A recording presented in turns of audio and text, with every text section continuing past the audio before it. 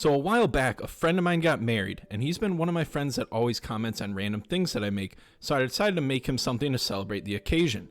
My loose plan is to make some sort of layered laser cut piece that is unique to them by including their outline. So I started by firing up Adobe Illustrator and outlining a photo of them I stole from their Zola page. I know it looks kind of crazy how much time I'm spending on her hair, but I found that the tiny details that CNC projects can handle are what really separate them from other works. With the outline done, I'm thinking that will be one layer, so my thought for the layer in front of them would be to frame them a little bit. The thought I went with was to make it look like they're in the center of a stage with big curtains opening up on them. I also took this time to include their wedding date on here, which I'm actually planning on filling with epoxy.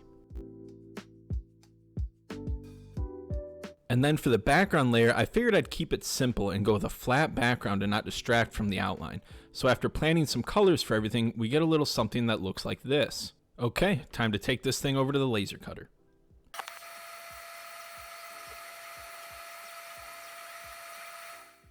While these are all cutting, I figured I'd take a minute to talk about the title of this video, which is Making Art as a Non-Artist.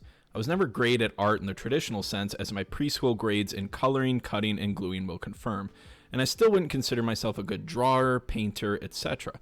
But after discovering different mediums to express my creativity, like geometric designs, digital art, or even performance art, I'm getting to feel more confident in what I can output creatively. And I think it's important that we all feel like we can have something to express ourselves and flex those parts of our brains.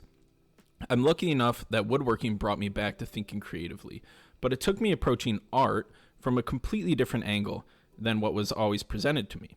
So something I'll always try to keep in mind whenever I'm bashing my head against a wall of failure is maybe it requires a completely different angle than what's being presented to me, and also to keep making art, in whatever sense of the word that may mean. Okay, back to the project. Now that these are all cut, it's painting time.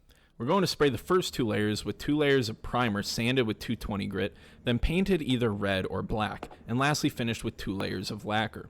After those all dry, it's just a matter of gluing the layers together with some spacers between each layer I included to add to that feeling of depth. After putting that all together, I gotta say, that looks pretty familiar. Hey, if you fail to plan, you plan to fail. Am I right, Swifties? And now time to bring this home and fill in the wedding date with epoxy. And for that, I just added white mica powder to some epoxy with a very small amount of glitter to maybe make it reflective? I don't know. I've never really tried it, so we'll see how it turns out. And I gotta say, after all that, it really looks, I decided to use a disposable syringe to fill the epoxy since it'll be in tight areas and I wanted that control. Okay, time for the artificial epoxy injection.